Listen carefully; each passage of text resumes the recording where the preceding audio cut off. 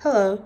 So I'm going to go over the use of direct synthesis, specifically the direct synthesis method, in order to find your feedback controller based off of your closed loop system. And question 2 was actually a phenomenal question on exam 2 that we actually had recently. So first of all, I'm gonna let you know the things that were defined in the test that we as the students needed to find. So specifically, we're going to be focusing here on question 2. And it asks us to consider the process transfer function where GP of S is given right here by this transfer function, and where the actuator and G of S is set equal to 1. And in this question, we are asked to design a feedback controller for this process, again, using direct synthesis method for any arbitrary value of tau. And in this video, I'm only going to go over part A. So first of all, we need to know what our closed loop system should actually look like. So here we have our set point y of s. So essentially this is the desired value that we want. And within this loop, we have our GC, our controller, and we have our G process, and we have the output value that we have once we go through our system. As you can see right here, this summation block right here is what helps us mitigate the error that we have between our Y output and our Y set point. So in order to actually design this feedback controller, I'm going to show you the calculations that were done. So right here, I begin with first and foremost writing out what my closed loop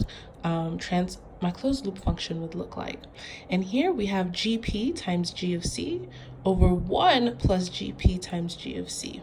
And right here you can see we multiply GC times GP because that is what is in the horizontal axis essentially. So these two multiply with each other. And here we have nothing actually. There's no transfer function within this loop. So now that we have our closed loop function, we need to ask ourselves, what is the desired G that we're actually looking for?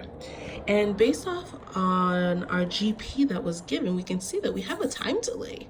So because we have this time delay, we know that whatever we want desired should also include a time delay. So right here we have G equals our time delay again over an arbitrary tau C S plus 1.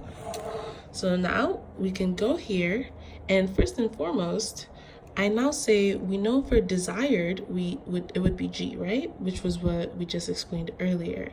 So after multiplying and doing some algebra to actually solve for our controller, right? Because our job is to find what our feedback controller is. Right here we get that GC equals G over GP 1 minus G. So now that we know what it is in algebraic terms, we can go ahead and plug in our transfer functions. So right here, again, I put in the desired that I had just mentioned earlier, and I inputted our G process transfer function, and I did 1 minus our G desired. And this should help us reach our feedback controller for our closed loop process.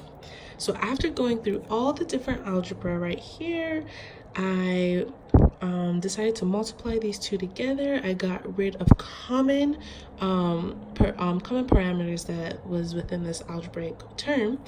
And then once I got here, I was able to figure out how to substitute using an identity to help us remove this E. So right here, I was able to change that to 1 minus theta S times 2S plus 1. And here as well, we can do the same thing. It would become 1 minus 0.05 S.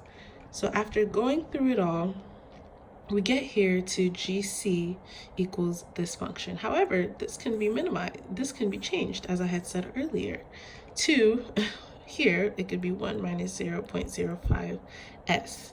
And now that we know this, we were also able, we could have assumed that theta equaled 0.05 because that's exactly what we had in our actual process transfer function. And once that's done, you can easily cancel those two terms out, leaving you finally with GC equals 2S. And I can even write that right here. GC equals 2s plus 1 over tau cs plus theta times s. So your answer at the end of the day would be this part right here, this little part I'm circling, because these two would cancel out each other. All right. Hope this helps. And again, what I was showing you guys today was how do we use the direct synthesis method. And just to give you a quick recap, we have our control loop function here. We know our GP, and what we wanted to find was our controller. And in order to find a controller, we first began with figuring out what would be a desired controller that we would want. So we looked at our process transfer function and we used that in order to determine what would be desired. And after doing that, we went through some different algebraic calculations in order to find that final controller. Thank you.